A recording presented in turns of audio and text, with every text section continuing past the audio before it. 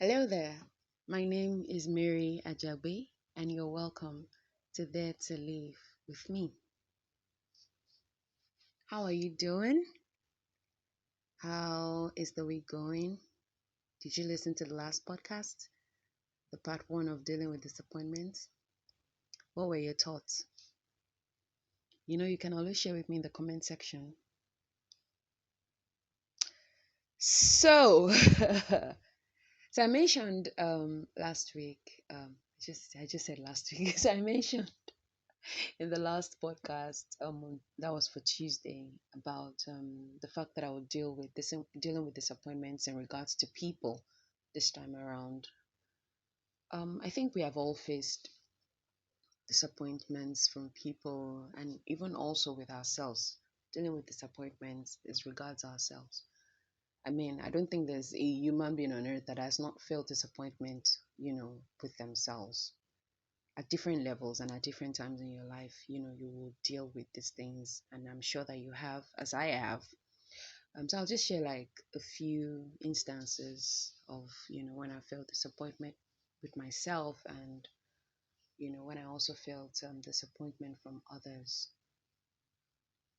So one of the things that I'd like to, I don't think I defined what disappointment was in the last episode, but I'll do that now.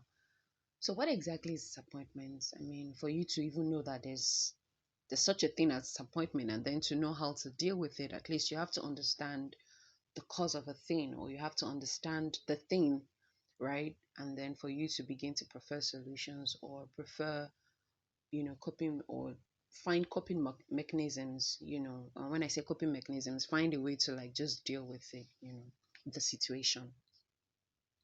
So disappointment is majorly like a feeling, of being sad and unhappy, especially in regards to maybe when you've had, now this is me paraphrasing, right? When you've had an expectation, maybe of yourself, of a particular thing, of another person entirely. So it can be internal expectations of yourself, it can be external expectations from others, or environmental expectations of maybe things, or even of an environment, of a thing, right? So let me cite an example. So for instance, maybe you've told yourself, you're expecting, okay, so let me use like a financial example. You're expecting to maybe have made, um you're expecting to maybe have made, let me just give an example, another example. So nothing else is coming to my mind in regards to that. I thought of something, but then it escaped my mind. So let's say you had already told yourself, oh, I was going to do this, I was going to do that, I was going to do this, and then for some reason you're not able to meet up, right? You will feel disappointed in yourself, because you had given yourself a goal or a mark or a set target to achieve, and you were not able to achieve it. So disappointment then comes, and then you feel disappointed, like, oh, you're not able to get this done. Now, disappointment in others could be that maybe somebody had promised you something, for instance, or maybe they've not even said anything about it. They've not even promised you anything. But in your own head, you assumed or created an expectation of that person, maybe a friend, a family member. You're just expecting that he should know to do this, and then they didn't do it. You will feel disappointed, right? Now, there's a part where they made a promise, and they were not able to come through, and probably they didn't even reach out to you to explain what had happened. You would definitely feel disappointed. Even if they explain what had happened, there would still come that feeling of disappointment, the sad feeling like, oh, I was really expecting this thing, or maybe house rent was due, expecting somebody to like support, or all of that, something like that.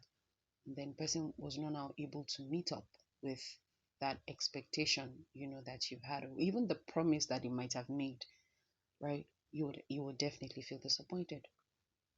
So these are like pointers, right? That these are just like triggers and things that happen that causes disappointment, causes that feeling, that sadness, that unhappy phase that you'll have to go through, especially when things don't happen the way you expected it to happen, or you're expecting it to happen. You get disappointed. Sometimes you even get disappointed at God. But unfortunately, I've learned that He's the wrong person to be getting disappointed at, because everything he has finished all the work. It's just for the ones that maybe are yet to align with his will or come into the knowledge of the provision that he's made already for us. So, but then a lot of people express their disappointment at God, which I don't know.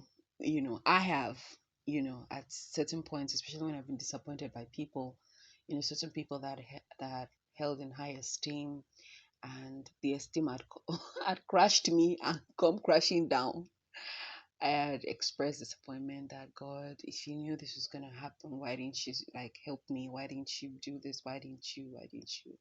A lot of why didn't yous to God. So yeah, I've also expressed my disappointment. But then God can't disappoint you, really. That's just the truth. Like, people will, you disappoint yourself, you disappoint others too. And I think that a lot of the times, right, we're always, we, I don't know how to put this right, but I feel like a lot of us stay on a pedestal of we can't do wrong, and it just has to be others, right? And for a very long time, I kind of had that mindset too, that, when people say, oh, if things are not working out in a relationship, you go. But have you ever thought about it, that what if you're the one on the flip side that is not making things work for the other person, and then they also have to exit you from their life? Because just the same way that you think about exiting people from your own life, people also think about exiting you from their life. It's very painful to hear, but that's just the reality of it. The same way you're burning bridges with people, the same way other people burn bridges with you, because you're just like, okay, I don't think this person is doing it for me anymore. But I feel like that's the part that a whole lot of us, really cannot deal with. And the fact that we also can be disappointments to other people, as much as we feel disappointed in others, also, we also can be, a channel of disappointment to other people.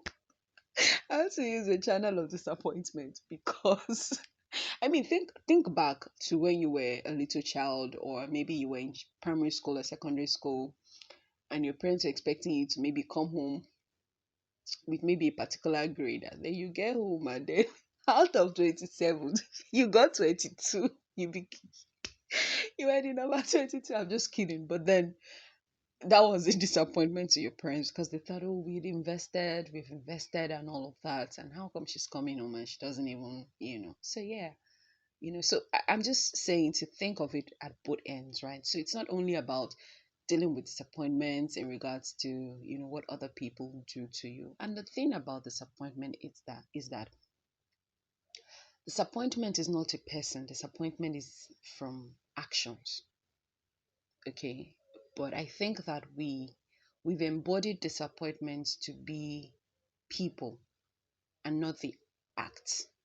Yeah, and that's something I want to say. So what's the difference? Is that not who they are? But I mean, personalities, because these things can change over time. Remember, I've mentioned your own expectations of those people that they are not even aware of. Disappointments come from overly expecting things from people that sometimes they are not even aware, sometimes they are aware. But then, for circumstances, for things that they cannot even control, due to circumstances that cannot be controlled, these things just happen, right? Putting my expectations in saying, oh, we have to have 24 hours light. And I know the country that I'm in presently that we have not reached there. And I'm expecting that we should have light, and then there's no light. The first day, the second day, the third day, I express my disappointment. Now, it doesn't mean that my disappointment is in the people who work at the NEPA office, like their personality, right? But the fact that there are systems and processes in place that were not able to make these things happen for me, right? I don't know if you understand what I'm trying to say, but what I'm trying to say is this, right? That disappointment is not embodied in a person, right? It's in the actions from a person or a thing. So a lot of times you hear people say, oh, I'm disappointed in you. This one, I never expected you to do that, and da da da da. Expected you. I mean, I think sometimes we overemphasize that and make it seem like it's those people themselves, right? While I know that the actions did come from them, I'm saying that the best way to deal, especially with that disappointment, is to remove that person from that thing that happened.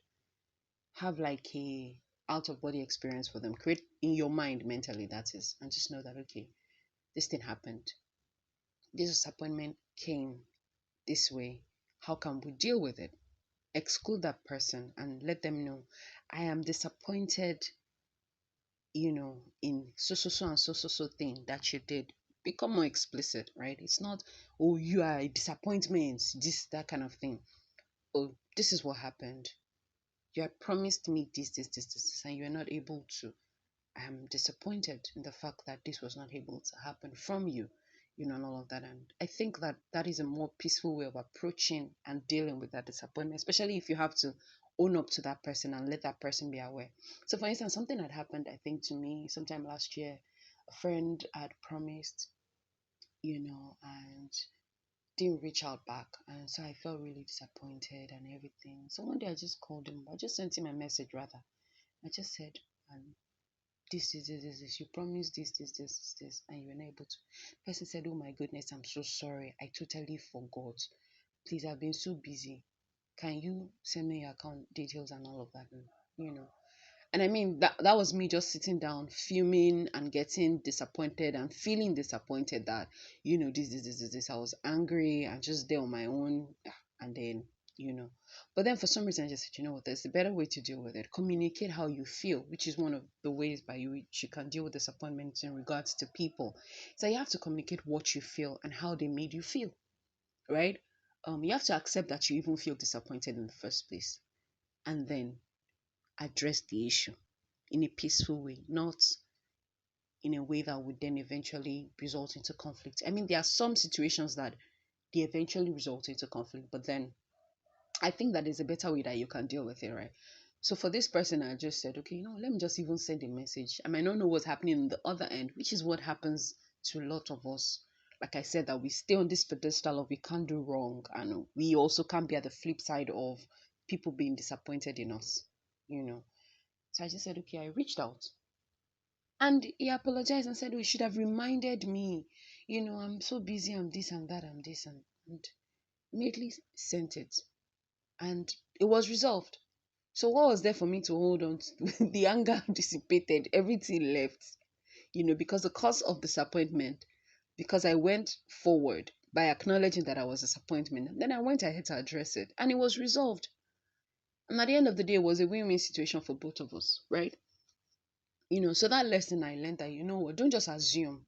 Again, our expectations and some of these expectations that we have, we don't communicate them to people, and that's why we feel disappointed.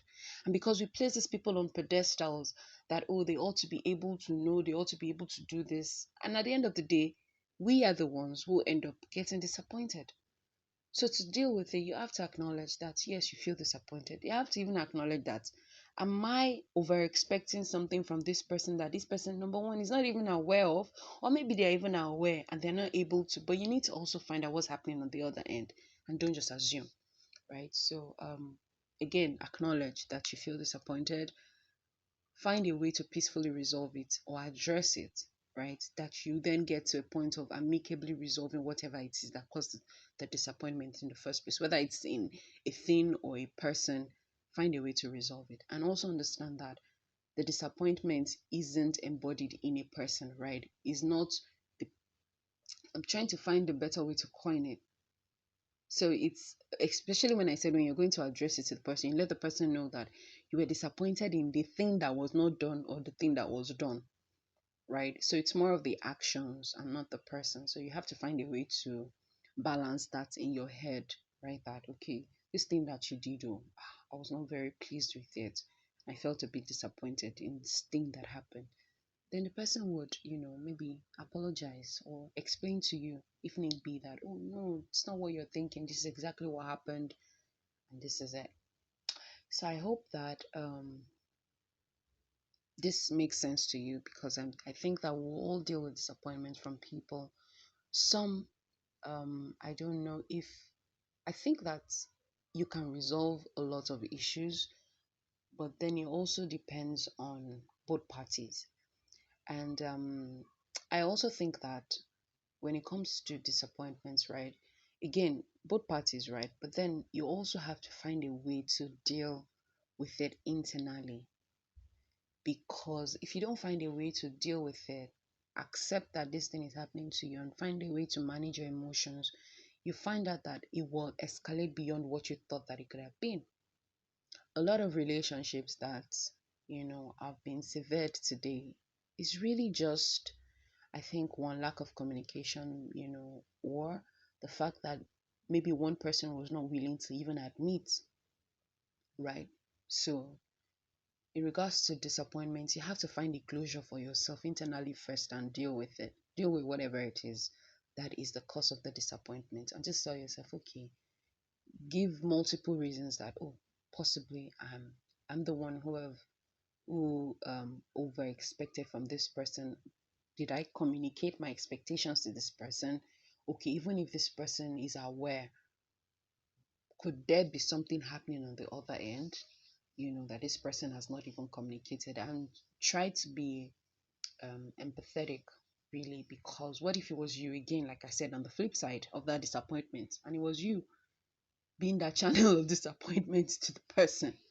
You would also want to be graciously forgiven, and also, receive grace from the other person too. So I think that one of the ways also to deal with it is to also learn to be empathetic, be gracious, especially when it comes to other people, right? So I hope that with these few points, I've been able to maybe drop a hint here or there to let you know that disappointments will happen. They're normal, especially from people, even from yourself, and you've just got to learn to deal with it. You know, deal with it. Now, when I say deal with it, I don't mean throw it under the carpet, but accept that this thing has happened, acknowledge that it has happened, address it and resolve it, and let it go and move on to greater things. Thank you so much. Again, I hope that with these few points of mine, I've been able to let you know that disappointments happen, but you have the capacity to deal with it. Thank you.